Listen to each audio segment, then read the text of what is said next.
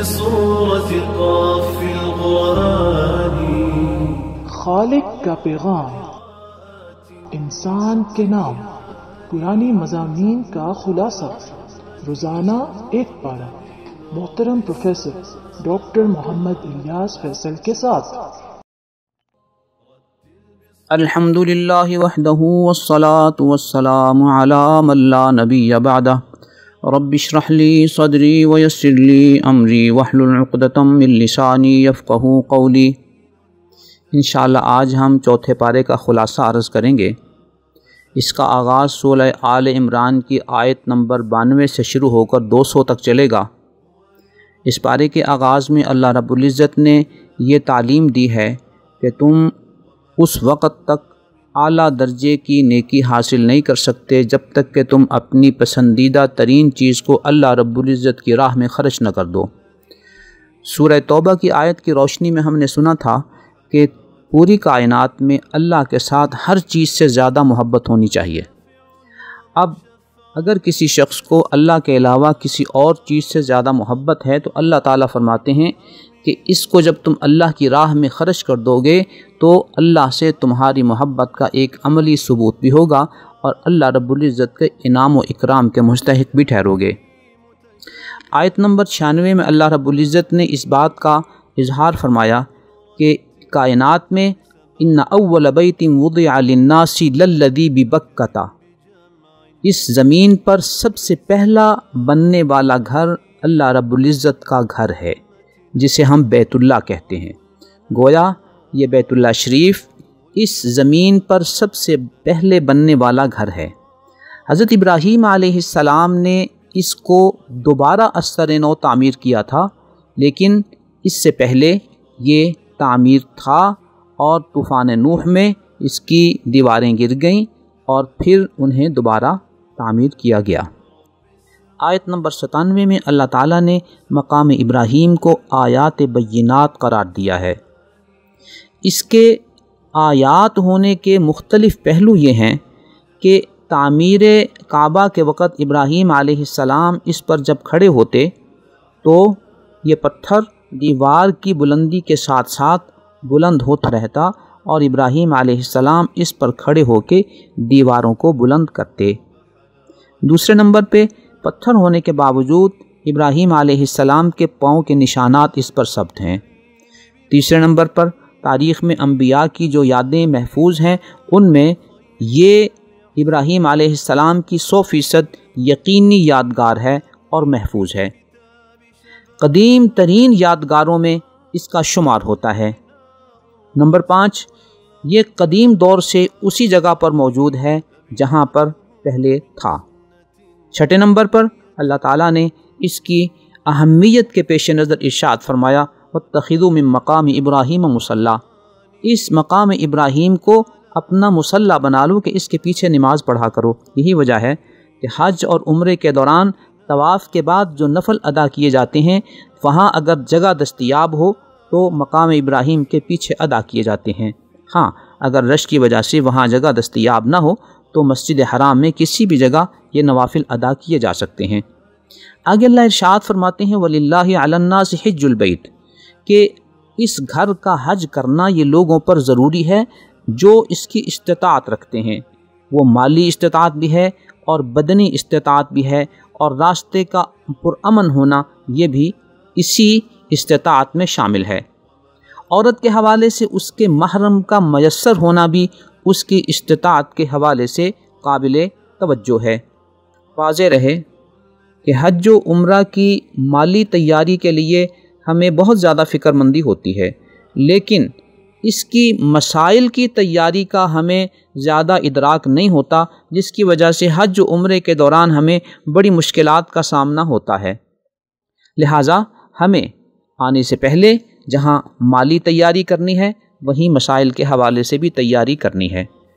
حج کی عمرے کی کتابوں کو پڑھیے، نیٹ پر جو طریقے موجود ہیں ان کو سرچ کیجئے، حج ٹریننگ کورسز میں شرکت کیجئے، اور جو حجاج یا معتمرین حج و عمرہ کر کے جا چکے ہیں ان سے ملاقات کیجئے اور ان سے یہ سارے کا سارا سسٹم، نظام، مسائل وہ سیکھیے۔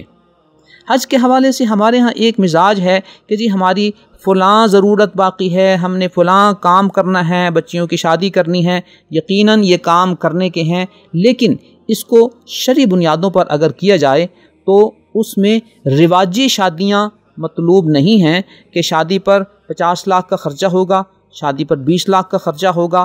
جو ضروری تقاضے ہیں شادیوں کے وہ کرنے چاہیے، لیکن رواجی شادیوں کو حج و عمرے کے رستے میں رکاوٹ سمجھنا، یہ قرآن کے اصول من استطاع الیہ سبیلا کہ جو مالی طاقت رکھتا ہے اس پر حج فرض ہے، یہ اس زمرے میں نہیں آتا۔ آیت نمبر 103 میں اللہ تعالیٰ نے ایک بہت بڑا اصول بیان کیا امت کی وحدت کے حوالے سے کہ واعتصموا بحبل اللہ جمیعا، اللہ کی رسی کو مضبوطی سے تھام لو۔ یہاں اگر تھوڑا سا پس منظر بیان کر دیا جائے کہ مدینہ منورہ میں مختلف قبائل آباد تھے، ان میں یہودی بھی تھے۔ یہودیوں کی سازشیں یوں ہوتی تھیں کہ یہ قبائل کو آپس میں لڑاتے رہتے اور خود ان پر تسلط قائم رکھتے۔ آج اگر ہم مقامی اور عالمی سطح پر حالات کو دیکھتے ہیں تو ڈیوائیڈ اینڈ رول کی پالیسی ہمارے سامنے کھل کر واضح ہو جاتی ہے۔ نمبر 2، آج ان عالمی اداروں کی ایجنسیاں وہ مختلف ملکوں میں ایکٹیو ہوتی ہیں اور وہ قوموں میں تفریق و افتراق پیدا کرتی ہیں تاکہ ان قوموں پر ان کا تسلط قائم رہے۔ ان کے کارندے مختلف ملکوں میں آتے جاتے ہیں اور دوسرے ممالک کے کارندوں کو جو ان کے لیے کام کر رہے ہوتے ہیں اپنے ملکوں میں بلایا جاتا ہے اور انہیں سازشی پلان دیے جاتے ہیں اور ان کو مالی گرانٹ دی جاتی ہے تاکہ یہ اپنے ملکوں میں جا کے قوموں میں تفریق کی سرگرمیاں وہ جاری رکھیں۔ یہاں ہمیں ایک بات کا خیال رکھنا ہے کہ ہمیں دشمن سے کوئی شکوہ نہیں ہے، اس لیے کہ دشمن نے ہمیں وحدت کا درس نہیں دینا، اس نے ہمارے خلاف سازشیں کرنی ہیں، ہمیں خود اس کے لیے تیار ہونا ہے، لیکن شکووں سے کام نہیں چلے گا۔ ہمیں ان سازشوں کا مقابلہ کرنے کے لیے خود اپنی وحدت کو قائم کرنا ہے، اپنے باہمی اختلافات کو مخالفت کا رنگ نہیں دینا۔ مسائل کے حوالے سے اصولی اختلافات یعنی عقائد کے اختلاف اور فروعی مسائل کے اختلاف کی حد بندی کرنی ہے۔ نبی اکرم صلی اللہ علیہ وسلم کی ختم نبوت ہمارے بنیادی عقیدے کا مسئلہ ہے۔ قرآن کریم پر ایمان ہمارا بنیادی عقیدہ ہے، احادیث شریفہ کو حجت ماننا ہمارا بنیادی عقیدہ ہے۔ اگر کوئی شخص ان چیزوں کا انکار کرتا ہے تو یہ ہمارا ان سے عقیدے کا اختلاف ہے اور یہ کفر و اسلام کا اختلاف ہے۔ لیکن اس کفر و اسلام کے اختلاف کا یہ مطلب نہیں کہ اگر ایک ملک میں ایسے باشندے رہتے ہوں تو ان باشندوں کے خلاف ہم نے کوئی اعلان جنگ کر دینا ہے، نہیں، ان باشندوں کو جو ان کے قانونی اور آئینی حقوق ہیں وہ ملتے ہیں اور ملنے چاہیے، اور اسلام انہیں یہ حقوق دیتا ہے۔ اصولی اور عقیدے کے اختلاف کے بعد دوسرے اختلاف عام طور پر فروعی مسائل کے اختلافات ہوتے ہیں۔ یہ وہ اختلافات ہیں جہاں دونوں طرح گنجائش ہوتی ہے اور ترجیحات کا اختلاف ہوتا ہے اور دلائل میں کسی نہ کسی انداز پر کوئی گنجائش موجود ہوتی ہے، لہٰذا ان اختلافات کی بنیاد پر امت کو تقسیم نہیں کرنا چاہیے۔ یہاں ایک چھوٹی سی بات ہمارے ذہن میں رہے کہ پاکستان میں اکثریت اہل سنت والجماعت حنفی حضرات کی ہے، لہٰذا اس خطے میں ان کے مسائل کے خلاف دیگر فروعی مسائل کو ہوا دینا یہ فرقہ پرستی ہے اور یہ اللہ رب العزت کی رستی کو تھامنے کی بجائے اس میں اختلاف ڈالنے کے مترادف ہے اور درار ڈالنے کے مترادف ہے۔ یہاں میں ایک مثال اگر عرض کرتا چلوں کہ ہمارے بہت سے علماء ایسے ممالک میں دینی خدمات سر انجام دے رہے ہیں جہاں اہل سنت والجماعت کے دوسرے مسالک ہیں، مثلا شافعی حضرات ہیں یا مالکی حضرات ہیں یا حنبلی حضرات ہیں، تو یہ علماء حنفی ہونے کے باوجود ان ممالک کے مقامی مسلک کے مطابق لوگوں کو تعلیم دیتے ہیں اور وہاں کوئی نیا محاذ قائم نہیں کرتے، لہٰذا اس سے اتحاد پیدا ہوتا ہے، قوموں میں وحدت آتی ہے اور اختلافات سے انسان بچتا ہے۔ ہمیں بھی اپنے ملک میں اس چیز کی پاسداری کرنی چاہیے تاکہ ملک کی وحدت قائم رہے۔ آیت نمبر 110 میں یہ ارشاد فرمایا گیا، کنتم خیر امت اخرجت للناس، تم ایسی امت ہو جو پوری انسانیت کی دعوت کے لیے پیدا کی گئی ہو، اس لیے کہ ہمارے نبی اکرم صلی اللہ علیہ وسلم کی جو دعوت تھی وہ بھی پوری انسانیت کے لیے تھی۔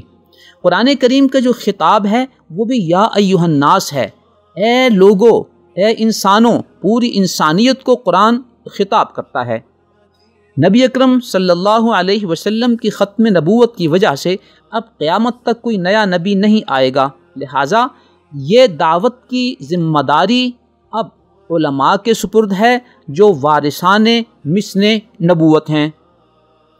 اس کے ساتھ ساتھ اس دعوت کے حوالے سے والدین کی بھی ذمہ داری ہے، اساتذہ کی ذمہ داری ہے، وہ مدارس کے ہوں، اسکول، کالج، یونیورسٹیوں کے یا دیگر اکیڈمیوں کے ہوں۔ حضرات علماء اور تمام مسلمان اس ذمہ داری کے مسئول ہیں اور اللہ رب العزت نے انہیں یہ ذمہ داری سونپی ہے۔ اللہ تعالی ہمیں یہ ذمہ داری بأحسن طریق پوری کرنے کی توفیق عطا فرمائے۔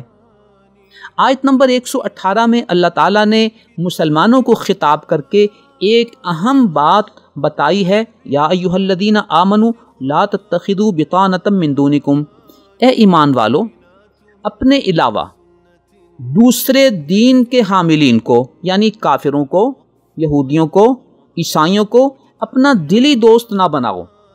یہ انفرادی سطح پہ ہو، یہ قومی سطح پر ہو یا بین الممالک معاہدوں کی سطح پر ہو، اس میں جو قومی معاہدے ہوتے ہیں جو عالمی دستور کے مطابق ہوتے ہیں اس میں دنیا میں رہنے کے لیے یہ معاہدے کرنے پڑتے ہیں، لیکن اس کا مطلب یہ نہیں ہوتا کہ ان کو قومی اور سیکرٹ راز وہ بھی دے دیے جائیں دوستی کی آڑ میں۔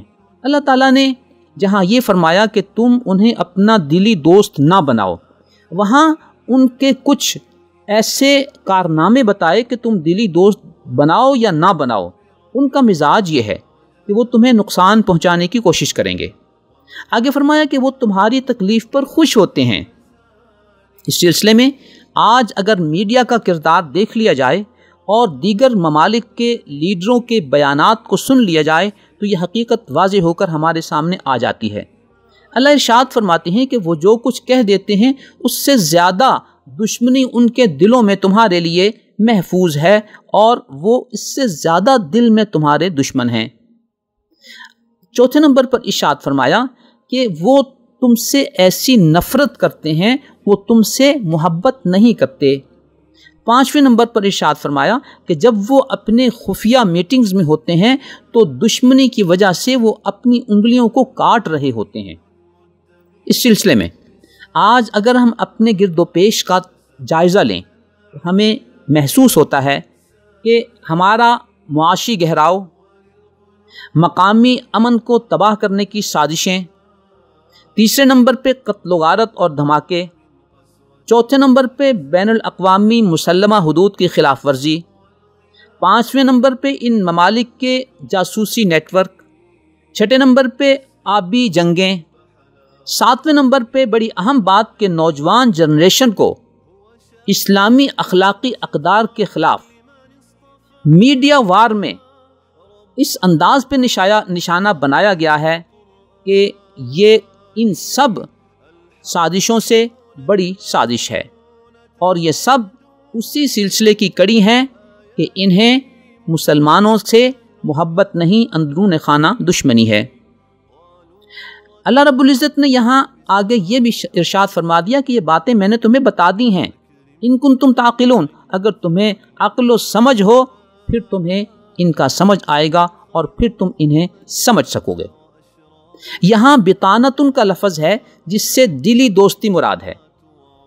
اب ظاہری دوستی کی آڑ میں جو عموماً قومی معاہدے ہوتے ہیں، اس میں قومی اور سیکرٹ راز وہ ان کو نہیں دیے جا سکتے، لہٰذا جو شخص وہ ذیلی افسر ہو، بڑا افسر ہو، قومی نمائندہ ہو، وہ اگر ان معاہدوں کی آڑ میں اپنے دشمن ملک کو قومی سیکرٹ راز دے دیتا ہے تو وہ جہاں ملک و ملت کا غدار ہے وہیں اللہ تعالیٰ کا بھی مجرم ہے، اس لیے کہ اس نے دشمن ملک کو یا دشمن قوم کو اپنے ملک کے اندر مختلف انداز سے داخل ہونے کے راز اور مواقع فراہم کیے ہیں۔ آیت نمبر 123 میں غزوہ بدر کا ذکر ہے۔ غزوہ بدر میں صورتحال یہ تھی کہ مسلمانوں کی تعداد 313 کے قریب تھی اور کفار و مشرکین کی تعداد 1000 کے لگ بھگ تھی۔ مسلمانوں میں 2 گھڑ سوار تھے، 70 اونٹ تھے، جبکہ کفار و مشرکین میں 200 گھڑ سوار تھے۔ مسلمانوں کے پاس چند تلواریں تھیں۔ ان حالات میں نبی اکرم صلی اللہ علیہ وسلم نے سب سے پہلے بدر کے مقام پر اللہ رب العزت کے حضور دعاؤں کا سلسلہ شروع کیا۔ آپ نے جہاں دعائیں فرمائیں آج بھی وہ جگہ مسجد عریش کے نام سے ایک یادگار کے طور پر موجود ہے۔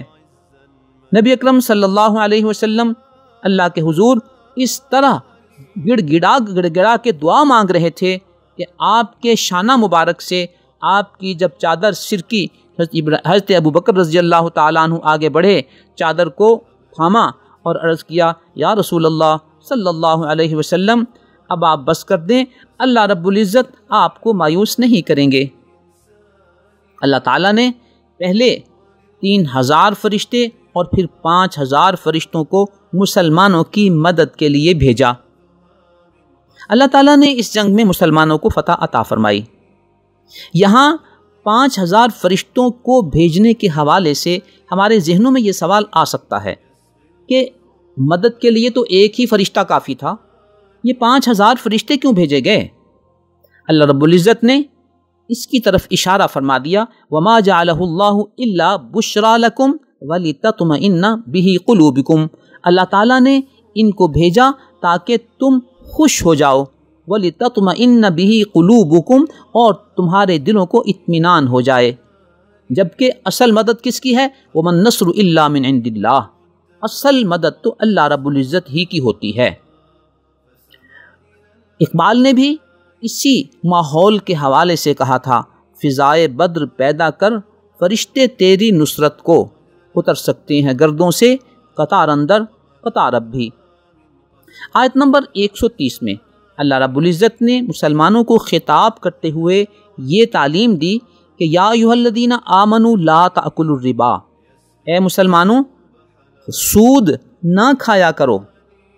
آج اس حکم کے مقابلے میں اگر ہم اپنی حقیقت اور حیثیت دیکھتے ہیں تو ہماری اکثریت اس حکم کی مخالفت کر رہی ہے اور سود خوری کر رہی ہے، جبکہ اللہ رب العزت نے سورہ بقرہ میں سود کھانے والوں کو جب روکا تو بعد میں فرمایا فَإِن لَّمْ تَفْعَلُوا، اگر تم نہیں رکو گے فَأَذَنُوا بِحَرْبٍ مِّنَ اللَّهِ وَرَسُولِهِ، تو پھر تیار ہو جاؤ کہ تم اللہ اور رسول کے ساتھ جنگ کر رہے ہو۔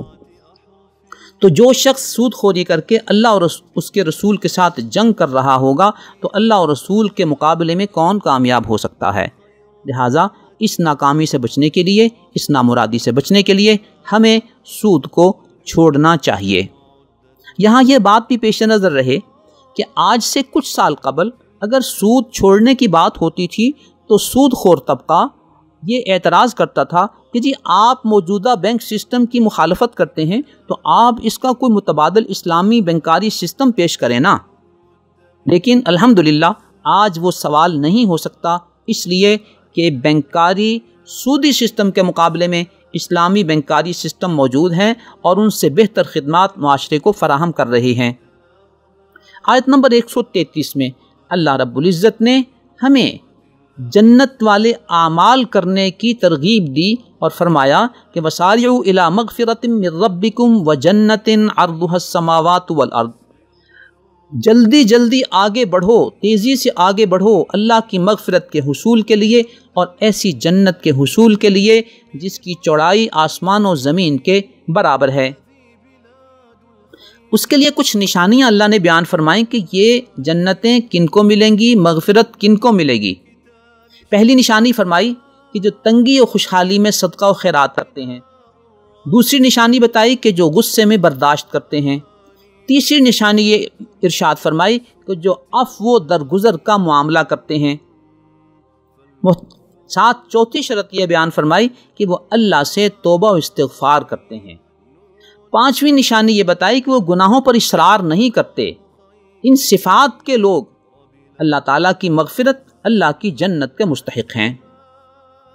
یہاں ہم رمضان کے جس ماحول سے گزر رہے ہیں، ان راتوں میں، ان دنوں میں، اور خاص طور پر لیلۃ القدر میں اللہ رب العزت انسانوں کے لیے، مسلمانوں کے لیے جس مغفرت کا اعلان فرماتے ہیں، اس میں یہ بتا دیا جاتا ہے کہ وہ لوگ جو شرک کرنے والے ہیں، جو کینہ پرور ہیں، دوسروں کے لیے بغض رکھتے ہیں، ان کی مغفرت نہیں ہوگی.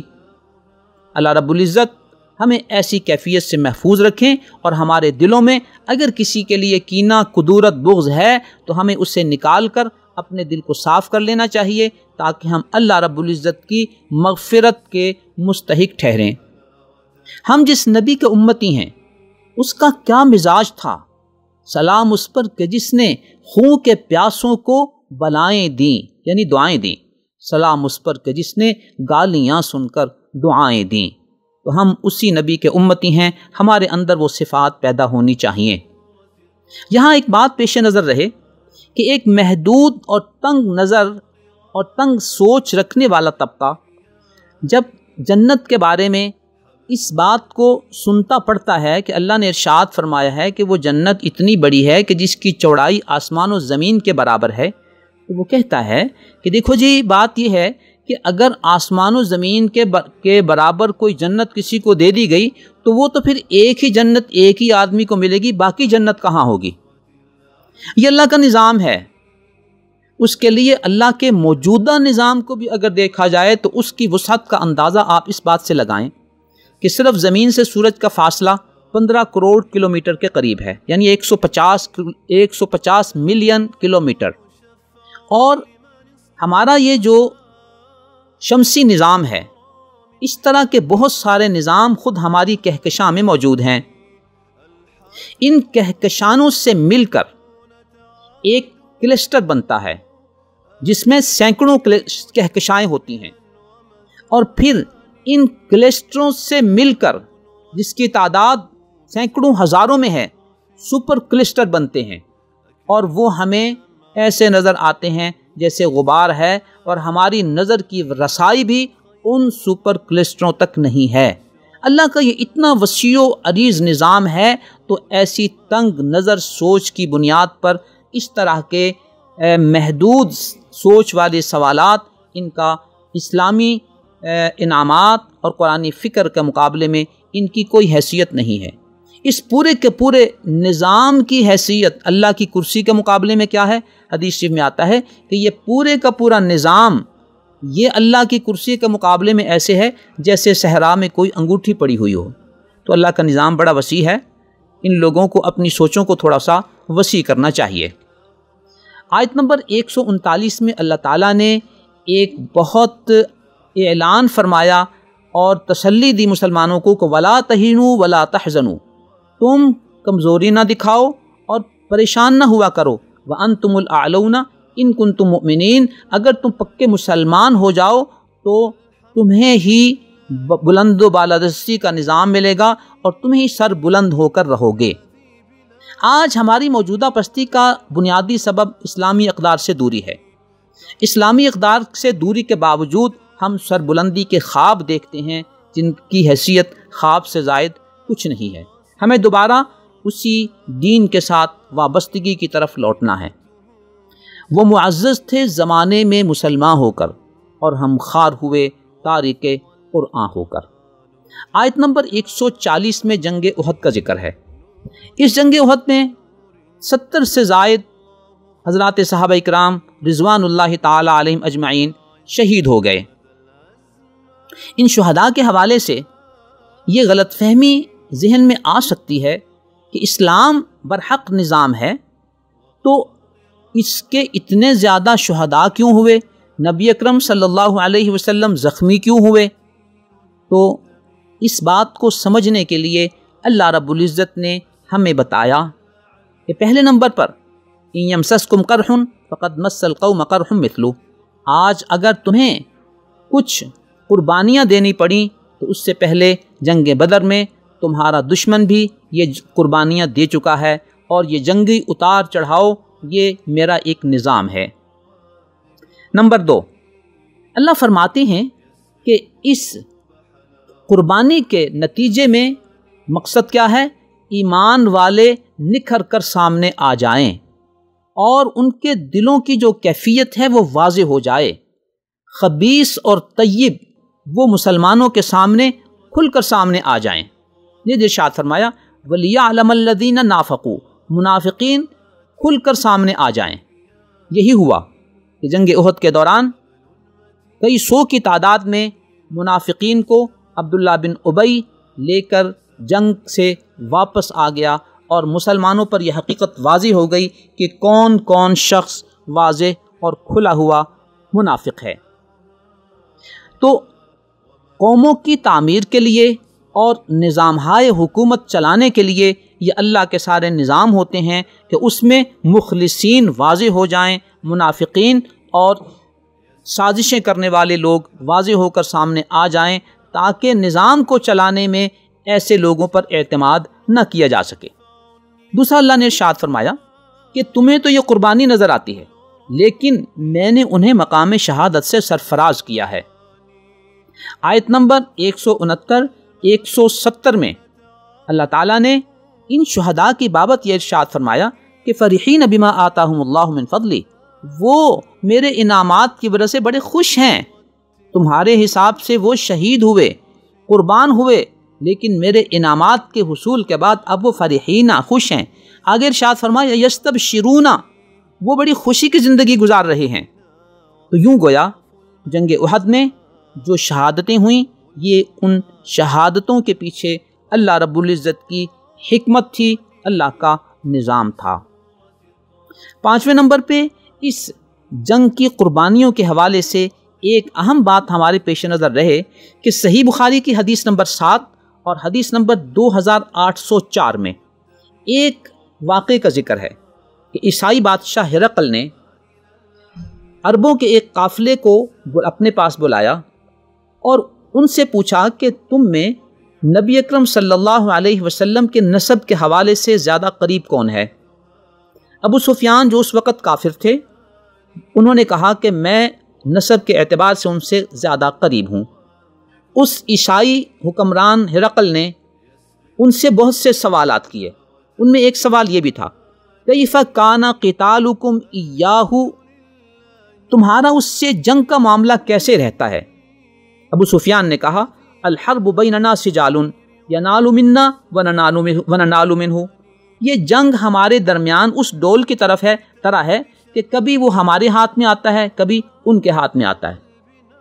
ہرقل نے اس کے جواب میں کہا کذالک الرسل، سچے رسولوں کی جنگیں ایسے ہی ہوتی ہیں، تبتلا، کہ انہیں آزمائشیں پیش آتی ہیں، ثم تکون لہم العاقبہ، پھر انجام کار کامیابی انہی کو ملتی ہے۔ تو گویا یہ جنگوں میں فتح و شکست کا جو نظام ہے یہ اللہ کا ایک نظام ہے جس کو تمام اہل عقل مانتے اور سمجھتے ہیں۔ آیت نمبر 144 میں اللہ رب العزت نے ارشاد فرمایا وما محمد الا رسول، محمد الرسول اللہ صلی اللہ علیہ وسلم اللہ کے رسول ہیں۔ افئن مات او قتل انقلبتم علی اعقابکم، اگر وہ اس دنیا سے چلے جائیں تو کیا تم اسلام چھوڑ کر دوبارہ کفر اختیار کر لو گے؟ اس آیت کا شان نزول یہ تھا کہ جنگ احد کے دوران نبی اکرم صلی اللہ علیہ وسلم کی بابت کفار نے یہ خبر اڑا دی کہ محمد الرسول اللہ صلی اللہ علیہ وسلم کو شہید کر دیا گیا ہے۔ اس خبر کی وجہ سے مسلمانوں میں تھوڑا سا مایوسی کا ماحول پیدا ہوا، لیکن حضرات صحابہ اکرام رضوان اللہ تعالی علیہم اجمعین نے اپنے بلند و بالا جذبات کا اظہار فرمایا، جن میں خاص طور پر حضرت انس بن نضر رضی اللہ تعالیٰ عنہ فرمانے لگے تم یہاں کیوں بیٹھے ہو؟ انہوں نے عرض کیا کہ محمد رسول اللہ صلی اللہ علیہ وسلم ہمارے نبی تو اس دنیا سے چلے گئے۔ ارشاد فرمایا انہوں نے قوموا فموتوا علی ما مات علیہ محمد صلی اللہ علیہ وسلم، اٹھو اور جس مشن کے لیے نبی اکرم صلی اللہ علیہ وسلم نے قربانی دی ہے تم بھی اسی کے لیے اپنی قربانی دو۔ یہ گویا صورتحال واضح ہونے سے پہلے کی باتیں ہیں۔ اسی دوران منافقین نے اس پروپیگنڈے کو آگے بڑھایا جب ان کو اطلاع ملی کہ جب نبی اکرم صلی اللہ علیہ وسلم اس دنیا سے چلے گئے ہیں تو اب تمہیں اسلام پر قائم رہنے کی کیا ضرورت ہے، تم اب واپس پلٹ آؤ کفر کی طرف۔ اللہ تعالیٰ نے یہ آیت نازل کر کے فرمایا کہ اسلام ایک عالمی اور قیامت تک باقی رہنے والی حقیقت ہے۔ انبیاء علیہم الصلوات والتسلیمات جس طرح پہلے بھی آئے اور اس دنیا سے چلے گئے، نبی اکرم صلی اللہ علیہ وسلم کا بھی ایک وقت مقرر ہے۔ آپ کے جانے کا مطلب یہ نہیں ہے کہ اسلام کا وقت ختم ہو گیا اور تم اسلام سے پلٹ جاؤ۔ آیت نمبر 147 میں جنگ کے حوالے سے ایک بڑی اہم دعا ہے، ربنا اغفر لنا ذنوبنا، اے اللہ ہمارے گناہ معاف کر دے، واسرافنا فی امرنا، ہمارے معاملات میں جو زیادتی ہے اس کو بھی معاف کر دے، وثبت اقدامنا، ہمارے قدم جما دے، وانصرنا علی القوم الکافرین، کافر قوم پر ہماری مدد فرما۔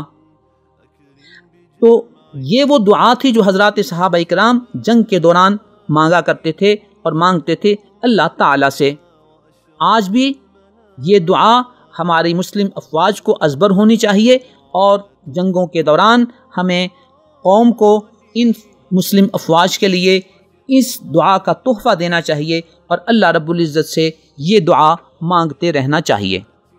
آیت نمبر 154 میں یہ ارشاد فرمایا گیا کہ جب کفار و مشرکین کا آمنا سامنا ہوا تو اس دوران جب مسلمانوں کی شہادتیں ہو گئیں اور لشکر بکھر گیا تو ان حضرات کے بارے میں جنہوں نے وقتی طور پر کچھ پسپائی اختیار کر لی تھی ان کا نام لے لے کر آج ایک طبقہ ان پر اعتراض کرتا ہے کہ دیکھو فلاں صحابی کو پسپائی ہو گئی تھی اور انہوں نے اس طرح جنگ میں اپنا موقف پیش کیا تھا۔ اللہ فرماتے ہیں تمہیں کسی پر اعتراض کی کوئی گنجائش نہیں ہے، وَلَقَدْ عَفَا اللَّهُ عَنْهُمْ، اللہ تعالیٰ نے انہیں معاف کر دیا ہے۔ جب اللہ نے انہیں معاف کر دیا ہے تو آج کسی شخص کو جنگ احد کے حوالے سے کسی صحابی کا نام لے کر ان پر اعتراض کی کوئی گنجائش نہیں ہے۔ جب اللہ نے معاف کر دیا تو یہ کون لوگ ہوتے ہیں اعتراض کرنے والے اور معاف نہ کرنے والے۔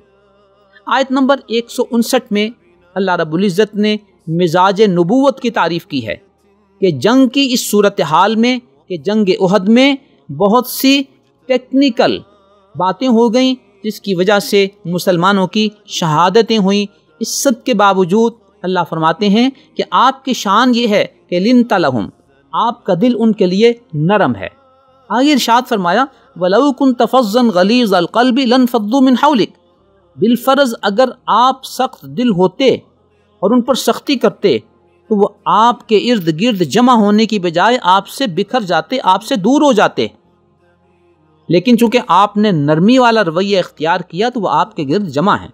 مزید ارشاد فرمایا 3 باتیں، فاعف عنہم، آپ بھی ان کو معاف کر دیں، ان سے درگزر کر دیں، واستغفر لہم، ان کے لیے استغفار کریں، وشاورہم فی الامر، ان کی حوصلہ افزائی کے لیے ان سے مشورہ بھی کریں۔ یہ وہ معیار ہے قیادت کا جس کے مفہوم کو اقبال نے ان الفاظ میں ذکر کیا، نگاہ بلند، سخن دل نواز، جاں پر سوز، یہی ہے رخت سفر میر کارواں کے لیے۔ آیت نمبر 161 میں خیانت کے حوالے سے ایک ایسی بات بتائی گئی جو پوری امت کے لیے قابل توجہ ہے کہ وَمَن يَغْلُلْ يَأْتِ بِمَا غَلَّ يَوْمَ الْقِيَامَةِ، جو شخص امانت میں خیانت کرے گا قیامت کے دن اس چیز کو اور اس کے بوجھ کو اپنے اوپر لادے ہوئے وہ حاضر ہوگا۔ اس آیت کے پس منظر میں اور اس کے ذیل میں مختلف واقعات ذکر کیے جاتے ہیں جن میں ایک جنگ کے دوران یہ تذکرہ ہونے لگا کہ فلاں صحابی شہید ہو گیا، فلاں شہید ہو گیا، فلاں شہید ہو گیا۔ کسی ایک صحابی کے بارے میں نبی اکرم صلی اللہ علیہ وسلم نے ارشاد فرمایا کہ تم اسے شہید کہتے ہو جبکہ اس نے مال غنیمت میں سے ایک چھوٹی سی چیز جو قومی امانت میں خزانے میں جمع نہیں کرائی تھی اور اس میں خیانت کر کے اس کو اپنے پاس رکھ لیا تھا اور اسی حالت میں وہ مر گئے تو فرمانے لگے اس خیانت کی وجہ سے انہیں سزا مل رہی ہے۔ نیز بنو ازد ایک قبیلہ تھا، اس قبیلے کے حوالے سے نبی اکرم صلی اللہ علیہ وسلم نے ایک صحابی کو صدقہ و خیرات اور مال جمع کرنے کے لیے بھیجا۔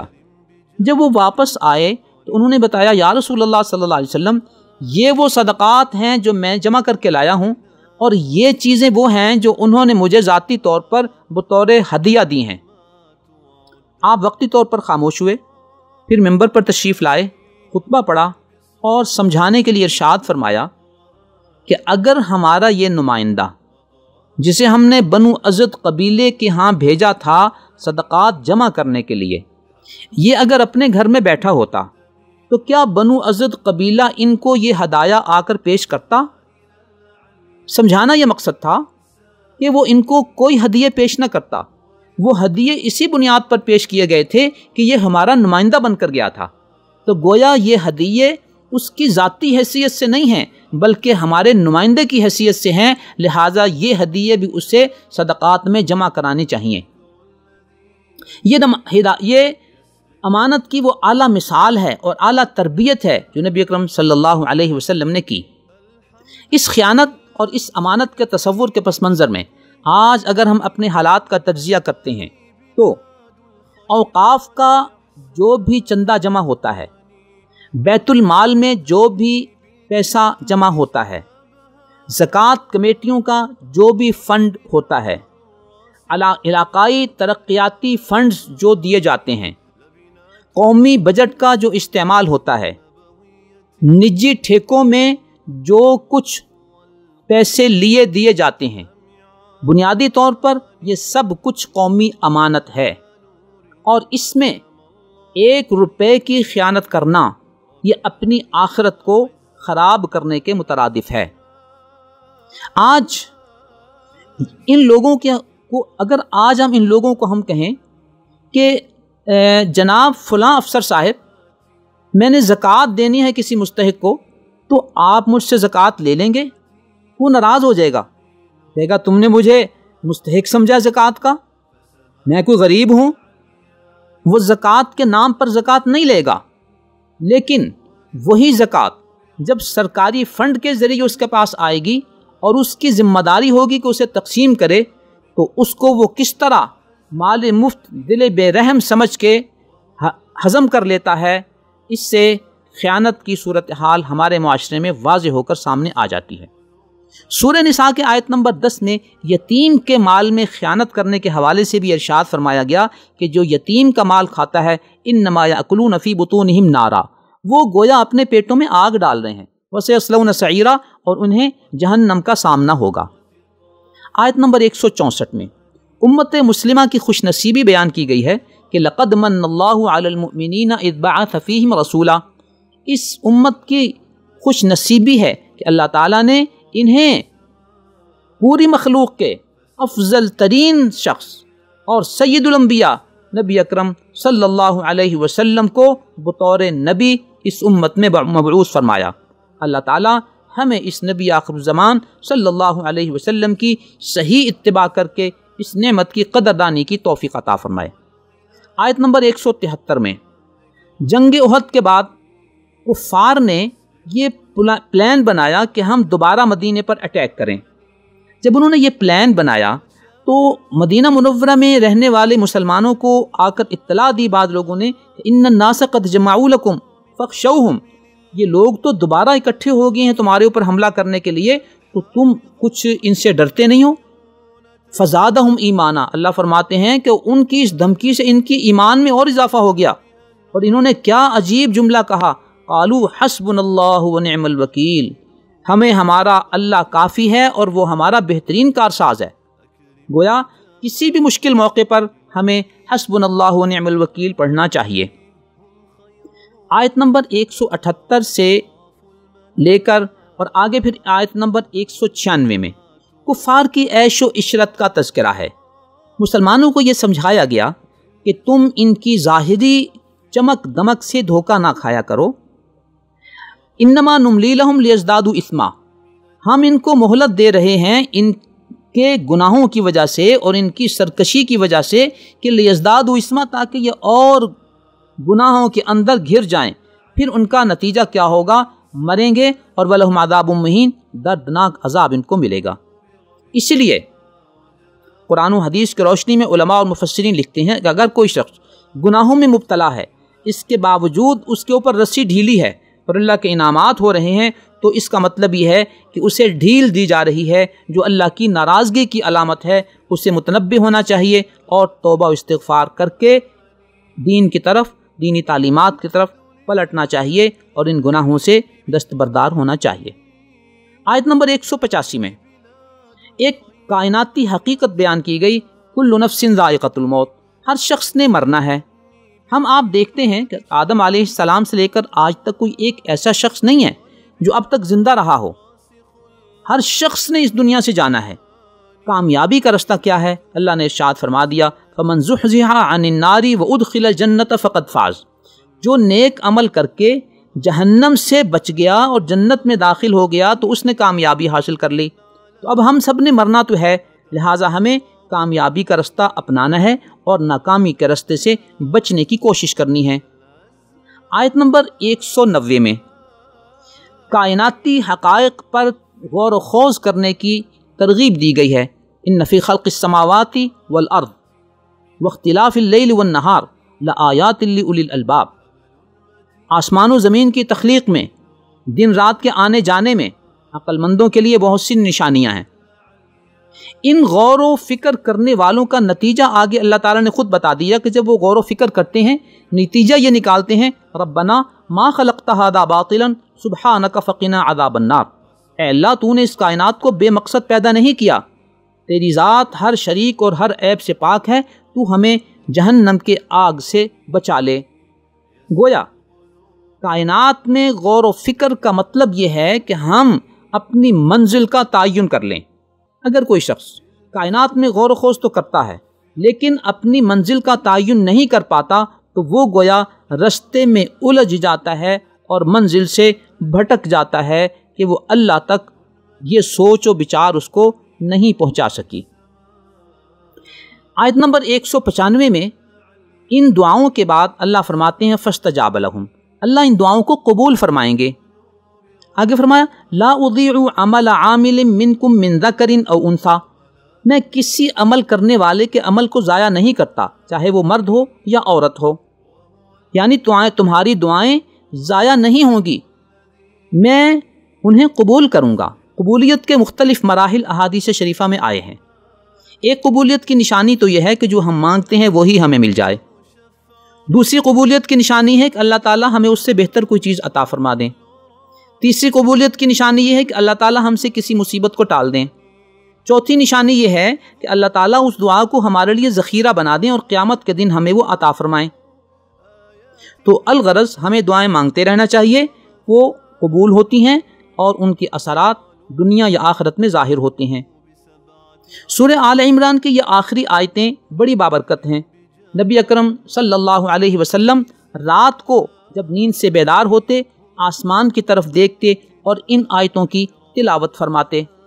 تو یہ ایک مبارک عمل ہے، ہمیں بھی اس کا اہتمام کرنا چاہیے۔ اللہ تعالی ہمیں اس کی توفیق عطا فرمائے، آمین۔ بسم اللہ الرحمن الرحیم۔ سورہ نساء کا آغاز ہے، مدینہ منورہ میں نازل ہوئی، اس کی 176 آیتیں ہیں۔ اس کے آغاز میں اللہ تعالیٰ نے یا ایھا الناس کہہ کر پورے انسانوں کو خطاب کیا اور یہ بتایا کہ اللہ تعالیٰ نے خلقکم من نفس واحدہ، تم کو ایک نفس سے پیدا کیا، ایک شخصیت سے پیدا کیا۔ یہ شخصیت حضرت آدم علیہ السلام کی ہیں جن سے تخلیق کا سلسلہ آگے چلا۔ ان کے بارے میں اللہ تعالیٰ نے فرما دیا تھا کہ اللہ نے ان کو مٹی سے پیدا کیا اور پھر فرمایا کن فیکون، ہو جا، تو وہ پیدا ہو گئے۔ یہاں ان کی بیوی کے حوالے سے بتاتے ہیں کہ وَخَلَقَ مِنْهَا زَوْجَهَا، اللہ تعالیٰ نے آدم علیہ السلام سے ان کی بیوی کو پیدا کیا۔ وَبَثَّ مِنْهُمَا رِجَالًا كَثِيرًا وَنِسَاءً، پھر آدم اور حوا سے، اس خاوند اور بیوی سے بہت سارے مرد اور عورتوں کو اللہ تعالیٰ نے پیدا فرمایا۔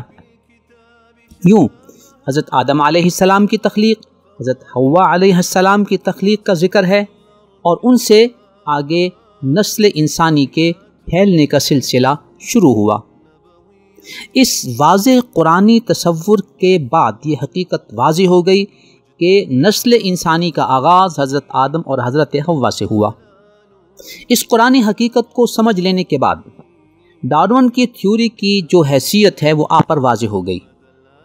واضح رہے کہ لیٹسٹ سائنسی تحقیقات بھی اس ڈارون تھیوری کو مسترد کرتی ہیں، مگر افسوس کی بات ہے کہ ہمارے تعلیمی اداروں میں یہ قدیم تھیوری اور مسترد شدہ تھیوری آج بھی نوجوانوں کی سوچ کو پراگندہ کر رہی ہے۔ آگے اللہ تعالیٰ ارشاد فرماتے ہیں فَانْكِحُوا مَا طَابَ لَكُم مِّنَ النِّسَاءِ مَثْنَىٰ وَثُلَاثَ وَرُبَاعَ، کہ تم شادی 1 کرو، 2 کرو، 3 کرو، 4 کرو، تمہیں اس بات کا اختیار ہے، لیکن اللہ تعالیٰ نے اس کی شرط یہ بتائی کہ ان کے مابین برابری کرنی ہے، انصاف کرنا ہے اور عدل کرنا ہے۔ جب مرد کو 4 شادیوں کی یا 1 سے زائد شادیوں کی اجازت دی گئی تو یہاں ایک طبقہ یہ کہتا ہے کہ اگر مرد کو 4 عورتوں سے شادی کرنے کی اجازت ہے تو ایک عورت کو 1 سے زائد مرد سے شادی کرنے کی اجازت کیوں نہیں؟ یہ ایک ایسا غیر فطری سوال ہے کہ اگر ہم اس پر غور کرتے ہیں تو یہ حقیقت ہم پر واضح ہو جاتی ہے کہ اللہ تعالیٰ نے جو نظام بنایا وہ مرد اور عورت کی فطرت کے مطابق بنایا۔ خامند بیوی کے جو جنسی تعلقات ہیں اس کی حقیقت آپ سب پر مخفی نہیں ہے۔ عورت جب اپنے خامند سے جنسی روابط قائم کرتی ہے تو اس کے اندر جو مادہ جاتا ہے اس سے اس کے NDA پر